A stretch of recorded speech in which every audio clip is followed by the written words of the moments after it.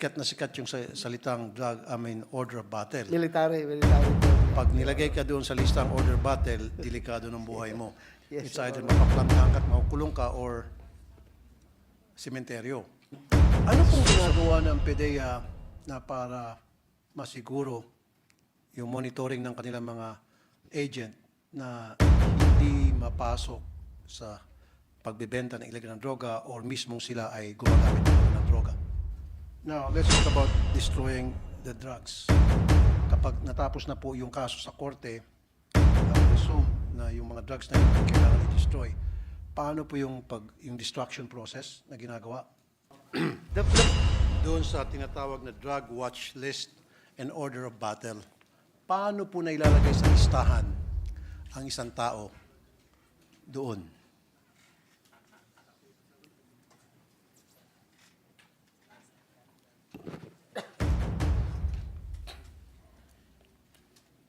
Your Honor, it started from the barangay level. The information was collected from the barangay level, then binabalidate up to the municipal level, provincial level, regional level, hanggang sa nabuo yung watch list at the national level, Your Honor. Okay. So, meron ho bang pagkakaiba sa listahan ng mga drug user versus drug pushers? Yes, Your Honor. May separate list po yan, yung mga users at saka yung pushers. Okay. But sometimes, nakakategorize sila. Pero sometimes may isang tao na he's a user at the same time, a pusher. So, kasama siya sa dalawang listahan doon. User na, pusher pa. At meron din po ang PDEA listahan ng mga supplier at manufacturers. Yes, Your Honor. Okay. The reason why I asked that, Mr. President, the good sponsor, years ago, ilan ng mga napunta sa aking mga complainants na nailagay ang pangalan nila sa drugs watch list samantalang malinis naman sila. So ang duda nila, meron silang kapitbahay o merong galit sa kanila na may connection sa barangay, sa law enforcement, kaya inilagay ang pangalan nila doon. In some cases, in the past, may napapatay pa dahil dyan. So paano po maiwasan natin na mangyari yan ulit?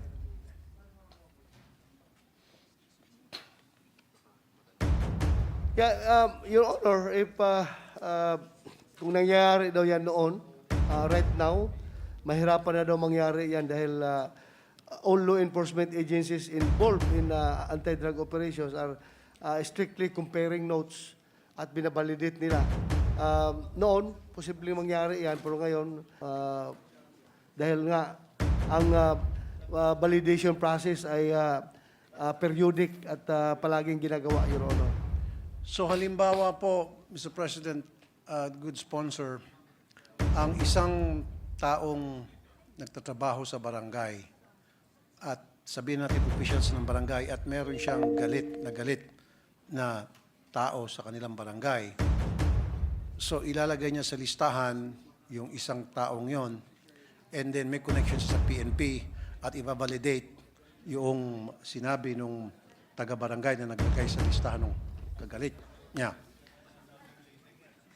And so my question then is, what degree of proof ang kailangan para ma-ensure na yung ginagawa nitong barangay official na ito dahil galit lang siya sa isang tao ay hindi makakalusot at hindi dumating sa hindi kanais-nais, which is ma-raid yung bahay niya, mahuli siya, maplantahan siya, etc. Kasi in some cases, siguro alam niyo po ito, good sponsor, marami sa mga kababayan natin, especially yung mga mahirap, na pagdidiskitahan, hinuhuli, at alam naman natin, wala sila talagang kasalanan, at pinaplantahan.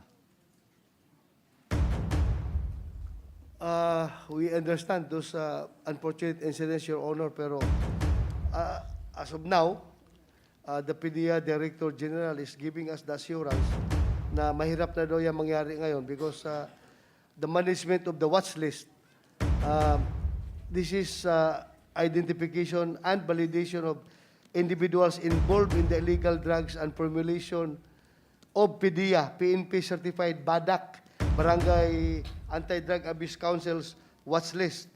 This is for the purpose of identifying individuals to be recommended for appropriate intervention programs such as treatment and rehabilitation of persons who use drugs and reformation program for qualified posers. Posibleng mangyari yan talaga, Your Honor, kung may mga tao na may masamang intensyon na magbigay ng wrong information doon sa PNP or sa PDEA para yung kalaban ba niya sa negosyo, kalaban ba niya sa politika, or na gusto niyang maisama sa listahan, posible yan, makarating yan doon, pero with the very stringent validation process being conducted by the agencies, PDEA, PNP, and local government units, and the barangay and the municipal drug abuse councils, baka mahirap na yan mangyari ngayon, Your Honor. So, thank you, good sponsor, Mr. President. So, yung listahan ng PDEA at ng PNP pagdating sa drug watch list or order of battle, magkapareho or in some ways magkaiba? Mahirap na daw. Yes, Your Honor. Magkaisa na po yung listahan dahil kinukonsolidate nila, nagko-coordinate sila palagi, yung NBI, PNP at PDEA, iniisa na yung listahan. And we are no longer using the term order of battle, Your Honor. Watch list na lang yung nakalagay doon sa... Drugs watch list. Kasi in the past, sikat na sikat yung salitang order of battle. Military term yan. Pag nilagay ka doon sa listang order of battle, delikado ng buhay mo. Yes, It's Your either Honor. mapaplantahan ka at makukulong ka or sementeryo. Yes, Your Honor. So, ang sa akin lang po kasi, gusto ko lang maiwasan na yung mga inosente, of course, galit po ako sa droga, tulad natin lahat dito, sana yung mga maliliit nating kababayan, yung mga talaga inosente, hindi mapagplantahan, mapagbintangan at makulong dahil sila ay napagdiskitahan lamang at sila ay nasa kulungan. And I'll tell you, it's a fact na napakaraming mga kababayan tayo dyan sa city jail na nag-aantay ng kaso nila ma-resolve na inosente, believe it or not. Napakarami yan, and you know that the good sponsor, number one, nantahan sila. Number two, wala silang pampiyansa. Number three, mahirap sila. Yun yung tatlo, kaya hanggang ngayon nabubulok sila sa city jail. So, having said that, sana maging careful ang ating mga taga-PDEA, law enforcement, sa pag-qualify ng isang tao whether he's a drug user, drug pusher, or not. Para naman masarap po yung mga inosente doon sa mga talagang totoong mga pushers. Now, nagsusuot ho ba ng body-worn camera ang mga PDEA operatives tuwing sila po ay pupunta sa field? I mean, at 100% rate. Kasi sa PNP, sa 10 na gagawa ng operation sa field, yung isa salamat kung meron, tapos sira-sira pa yung camera at hindi pa umaandar. Sa PDEA, hindi ba ganon?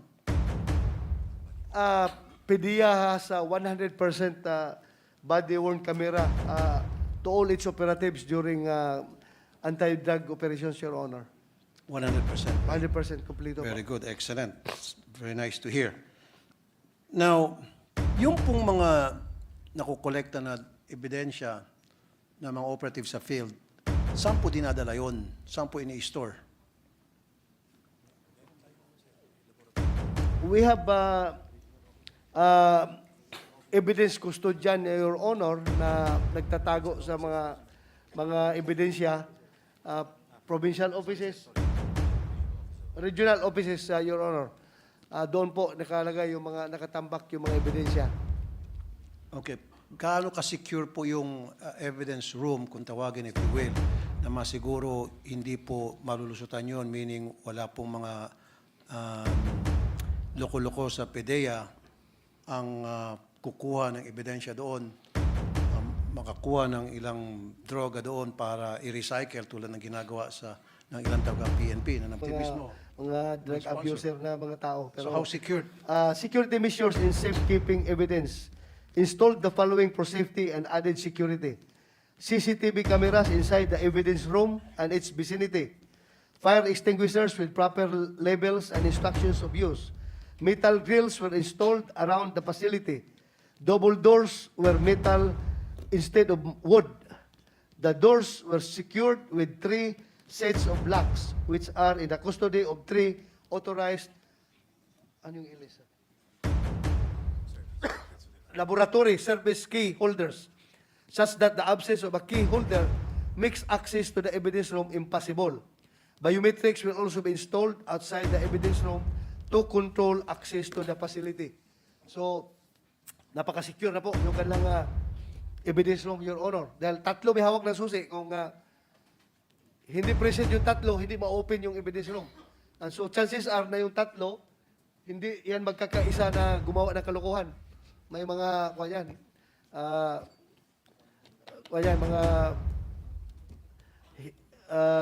safety features na ginagawa, kaya hindi sila magkakaisa. Thank you, Mr. President, Madam Sponsor. Good sponsor.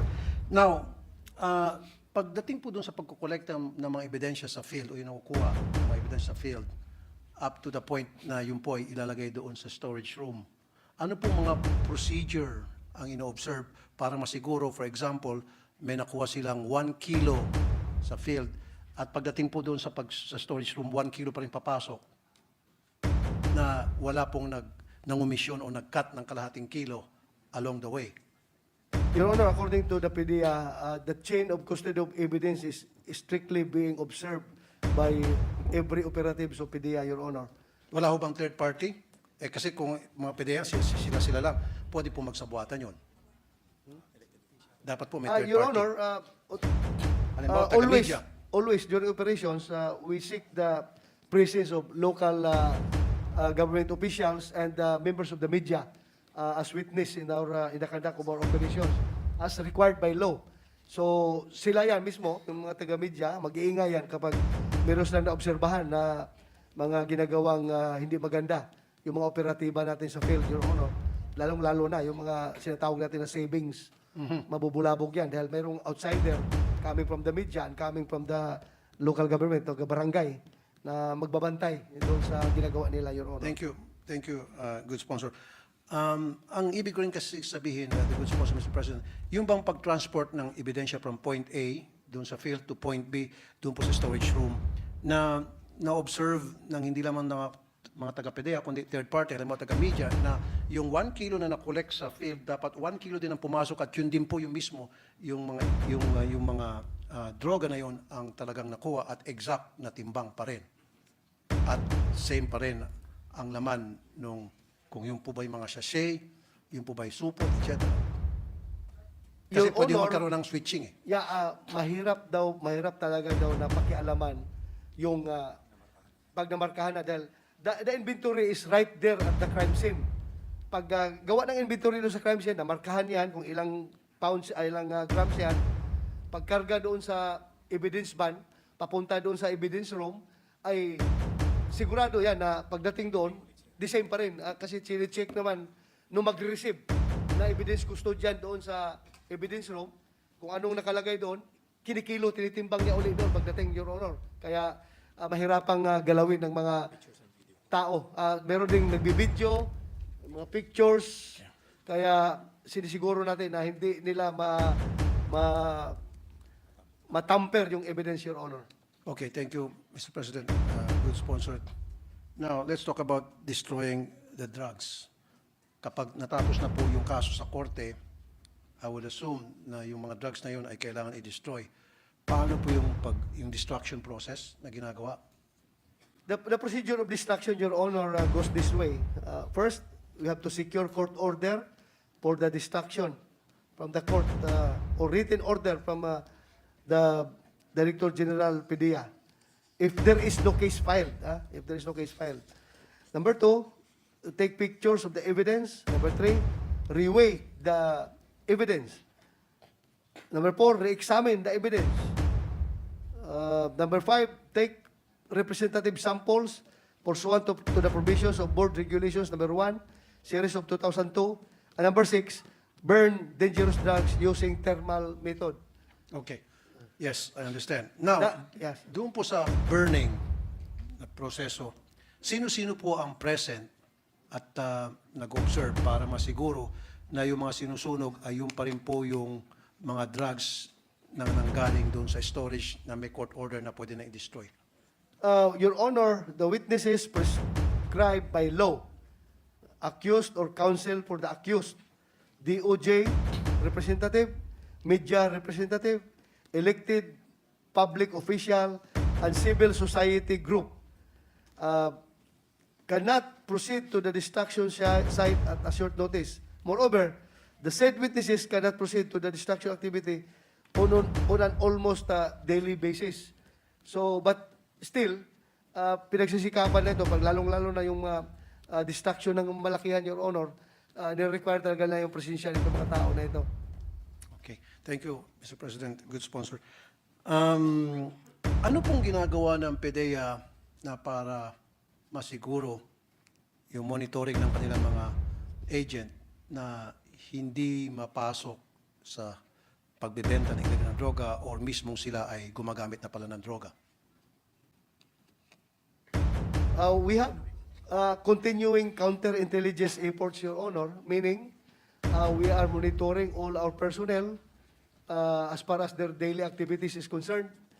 And yun naman sa paggamit ay nagkakaroon tayo ng mga random drug testing to our personnel from time to time para mahuli yung mga gumagamit. Lalong-lalo na yung mga suspected na tingin natin ay gumagamit na. We require them to undergo a drug test, Your Honor. Thank you. So far, ilan na po yung mga PDEA agents ang natanggal sa trabaho, nasibak dahil sila po pala ay later on, they were found out to be drug users na?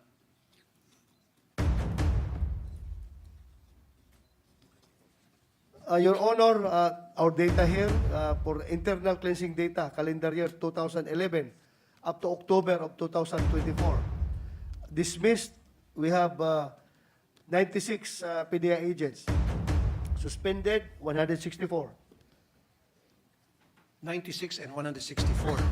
So ito po mga PDEA agents na nakitaan or napatunayan na sila pala ay later on ay gumagamit na ng droga.